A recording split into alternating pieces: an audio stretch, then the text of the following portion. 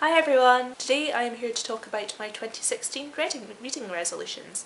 Now, I had a few ideas of these off the top of my head, but it wasn't until I actually sat down and I thought about what I'd read in the past that I realised that there were gaps and that I needed to make up resolutions to fill those gaps in order to be more widely read, because ultimately that's the only thing that us book lovers can aspire to, I guess. So I've got 8 resolutions written down, and then I've got a couple that aren't really reading resolutions but kind of relate to the bookish lifestyle, I guess. So I'll start with them just to get them over with. And the first one is that I need to booktube more often. And I say this nearly every video because I'm like, oh, I haven't booktubed in ages. But I just need to sit down and do it. I need to come up with ideas in advance and be like, right, I'm going to talk about this and I'm going to film it on this date and then it's going to go up. I need to bulk film things, I need to bulk edit things and release them as and when, because my current system of just doing it whenever inspiration strikes is not really working.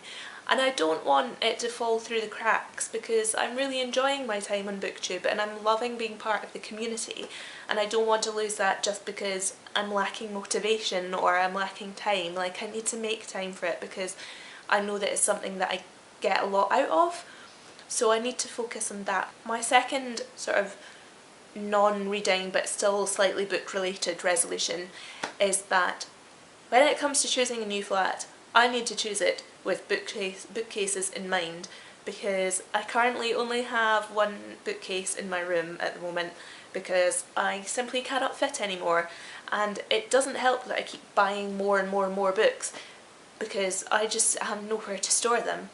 So I'll be moving out of this flat in August, if not earlier, but August is when I have to move out, and I am going to go flat hunting with books in mind. Now on to the actual reading resolutions. The first one is that I want to read more books that kind of connect together and explore intertextuality. And you may be thinking, what on earth do you mean? But I can give an example.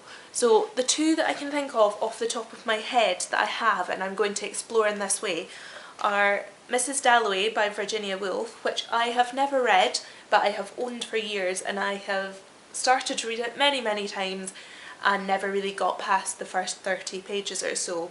So I'm going to make a real effort to read this, and then I am going to read it alongside, or not necessarily alongside, but I will read this straight after.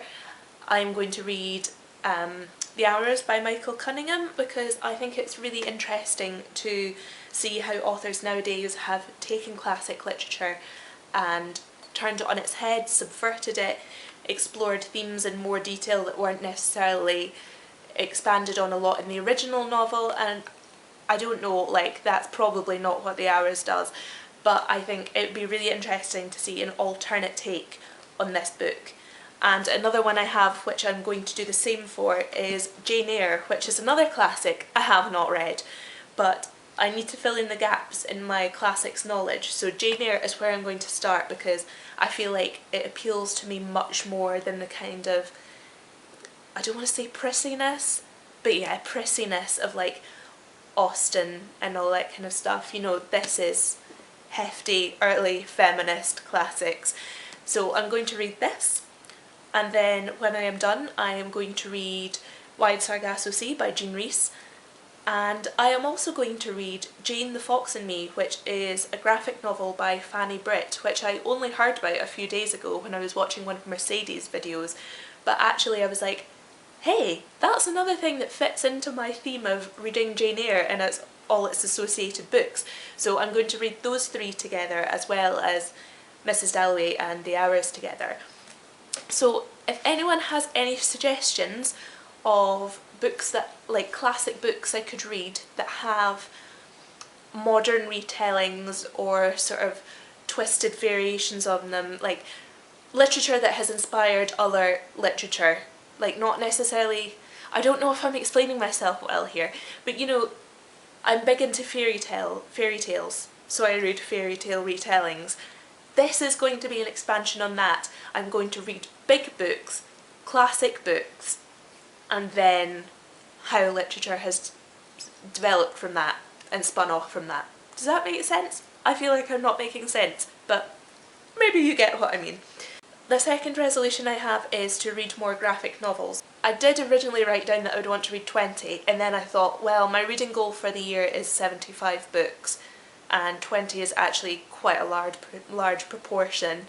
So I thought if I can just make it one graphic novel a month at least, then you know that's still at least 12, which is a lot more than I read last year. And I really like graphic novels. Like I love buying them, it feels like a good investment. I love exploring different art styles, but it's just not something I do nearly often enough. And my library doesn't help because it basically doesn't do graphic novels. It's got plenty of superhero stuff, but I'm not really into superhero stuff. So I don't really have the same accessibility to graphic novels as a lot of other people do, but I'm going to make an effort to buy more and read more and take in more of my literature that way. On top of this, I also aim to read one poetry collection per month because I love poetry, I just don't really read it that much. And I think it's because there are certain poets that I know I like, but I just feel I've either read enough of them for now, or I feel deterred from buying more collections from them because poetry collections can be quite expensive, and I'm like, well, am I going to keep rereading this? Like, is it worth the investment? So I'm going to actually teach myself that yes, it is worth the investment and get more poetry in me. So if anyone has any suggestions of poets I might like and where to start, then...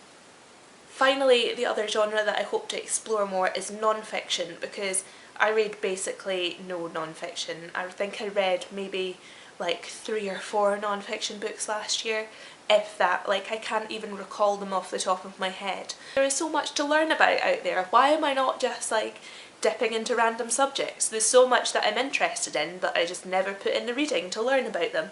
So that is something I am going to do. I'm also hoping that I can read more books that tie into specific cultural events. So for example, last year I tried to read books by authors of colour for Black History Month, but that completely fell by the wayside and I got caught up with other books, and by the time I knew it, like, November had rolled around and I hadn't read any of those books that I took out for the library for that express purpose. So I'm going to really make an effort with that. Not only is there Black History Month, there's also like LGBT History Month, which is in February, and I'm just going to try and explore these underrepresented groups through literature at the appropriate time. My next resolution is to try and stop feeling guilty about buying books. I always do, and I go into a bookshop and I pick up a book and I'm like, I just can't justify buying this right now, even if it's like £8, £9, like that's not a huge amount of money, but I still tell myself that I can't afford it when I very well can afford it.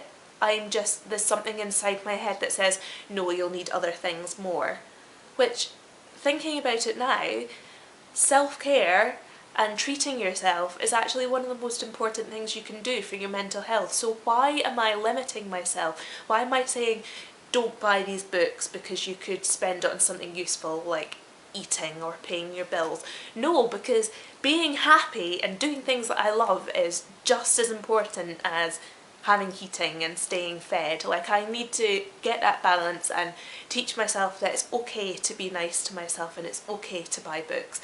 I mean, maybe not excessively, not like hundreds of pounds, but you know, if I go into a shop every now and then, I'm like, oh, this book looks interesting, I'll buy it. And I won't feel guilty. That is the aim. But on top of this, my next resolution is to use the library more, which sounds really counterintuitive when I've just said that I want to buy more books.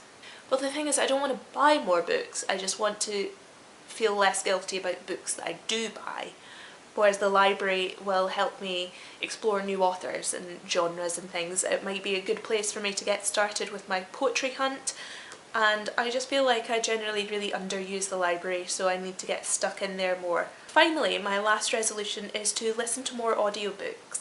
I only really got interested in audiobooks a few months ago because I discovered that I could get them free through my library. Since then I've listened to a few, but not a huge amount, and I feel like if I could just get into the habit of always having an audiobook on the go, then it would really, especially because I like going to the gym and things like that, it must be so easy just to plug yourself into an audiobook and like you know, exercise your brain while you're exercising your body, but I just don't do it.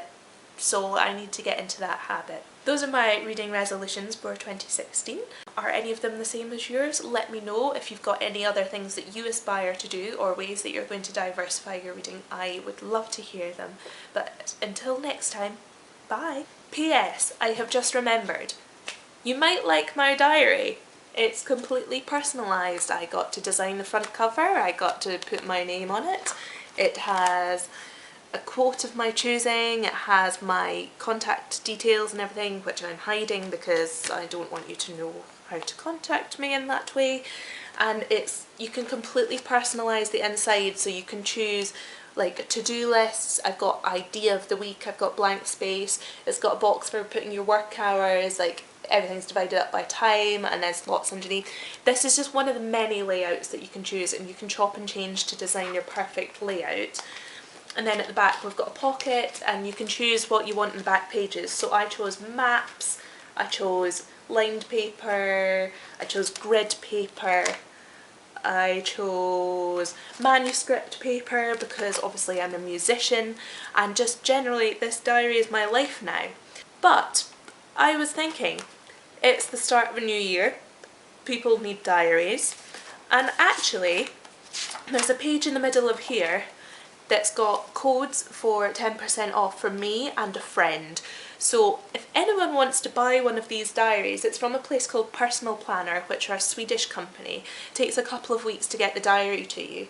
But if anyone wants a discount code to get themselves a swanky personalised diary, then comment down below and I will choose someone at random to give the 10% discount code to, because I haven't given it to anyone yet and I feel like everyone deserves a really nice diary like this in their life.